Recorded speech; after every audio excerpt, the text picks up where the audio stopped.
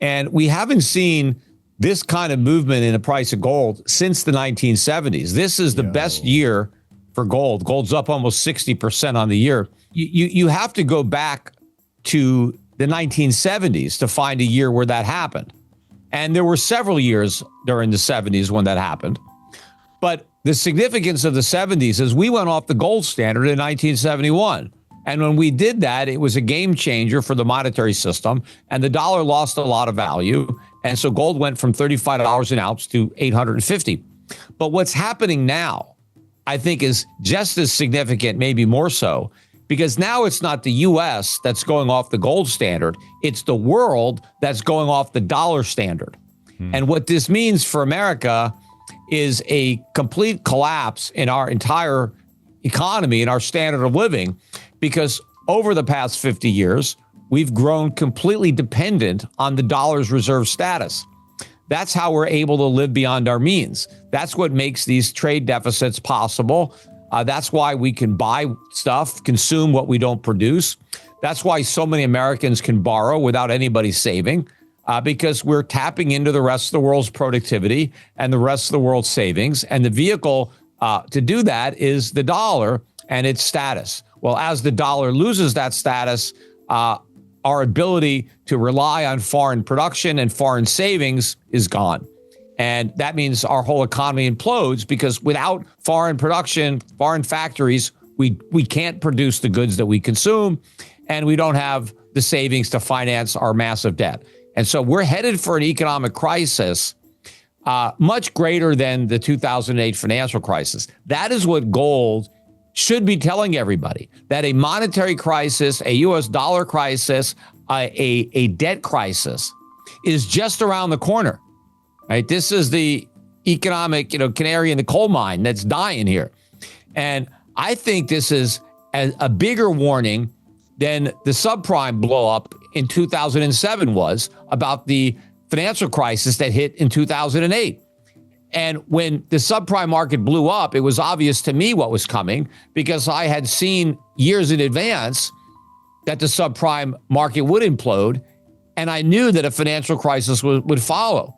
But most people on Wall Street, including the Fed, actually had no clue. Even when subprime blew up, Ben Bernanke said, "Don't worry about it; it's contained." And I knew that was nonsense. Well, the same thing is happening now. I've been waiting for years. I've been predicting for years what is happening in gold would eventually happen. It's now happening for the very reasons I always warned that it would happen. And now what it is confirming is that the currency and sovereign debt crisis that I've been warning about for decades now, not just years, is finally upon us. And that's what gold is telling you. So that's why I said, look, people have to get into gold and silver now. Don't think it's expensive. And, Jamie Dimon, just today I read a quote. Jamie Dimon said he thinks gold can easily go to 10,000, which, can go a lot higher than that. But here's what Jamie Dimon said. He said for the first time in his career, it's not completely crazy to have some money in gold, right? Now, it's never been completely crazy. In fact, it's been totally sane. Jamie Dimon just didn't understand why. Like when guys like me were telling people to buy gold when it was 300, 400, 500, 1,000, right? It was because we understood what was coming.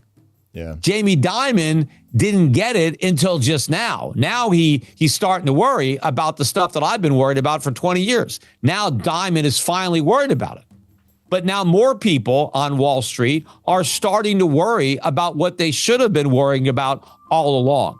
The problem is now we're so far down this rabbit hole, there's no way out of it, right? So it's, when I first started talking about this, it was early enough to do something to prevent the crisis. Now, all you can do is, buckle up, right? The crash is coming.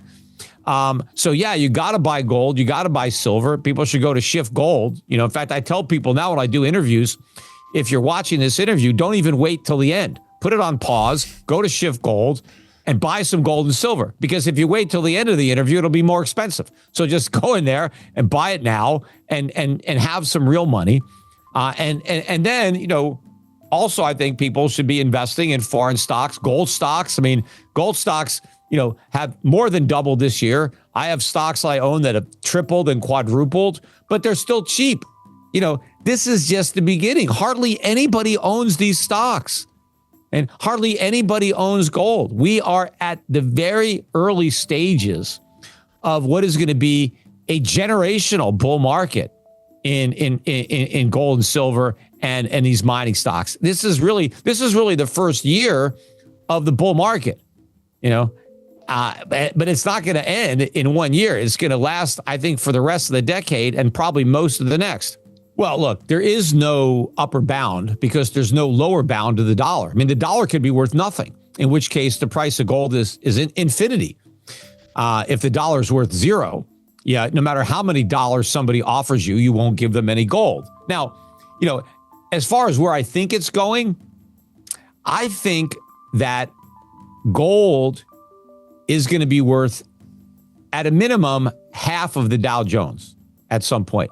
So I mentioned that the Dow was at 45 ounces of gold in 1999, and now it's 11. So I think it's going to be down to 2. Probably maybe lower, but let's just call it 2, right? So where would that be? Well, if the Dow went to 20,000 and gold went to 10,000, that would do it. But, that would be a big bear market. The Dow's like 46,000, so it has a long way to fall. Let's say the Dow goes to 50,000. Well, now gold has to go to 25,000. And now you got 2 to 1, right? So that could be, a way it happens. Or the Dow goes to 40,000, right? And gold's 20,000. It's 25,000. Why would, if the companies are still doing fine, why would the Dow drop so much? Is it that you think this downward spiral of the dollar is going to cause the companies to start having trouble? Well, if you look at the last 2 major declines in U.S. stocks, they ended with the Dow and gold at 1 to 1. That was 1932 and 1980, right? At both of those major stock market bottoms, you could buy the Dow for about an ounce of gold. So I'm not saying that the Dow should be worth 2 ounces of gold. I think it would be cheap at 2 ounces of gold. I'd be happy to buy the Dow at 2 ounces of gold. I'm just saying that if we get the type of decline that I think, the Dow's going to get very cheap. It's not going to, the bottom of this bear market, it's not going to be fair value. Stocks are going to get ridiculously cheap at the bottom, just like they're ridiculously expensive at the top. But, depending on how much money we print, I mean, if we were to go back on a gold standard, I think you'd probably have to have $20,000 or $30,000 gold at this point to make it work based on how much debt we have and how many dollars are out there. And I do think the world is right now going back on the gold standard without us, right? I think foreign central banks are, going to be backing their currencies predominantly with gold. They may not make them convertible into gold, but their primary asset that they will hold to defend the value of their currency will be gold, not U.S. dollars. And what that means is they're not buying any more treasuries. And you know who else is not buying treasuries anymore? Maybe Americans. Morgan Stanley, just a couple of weeks ago, their strategist said that we should recommend, instead of a 60-40 portfolio, 60% stocks, 40% bonds, 60-20-20.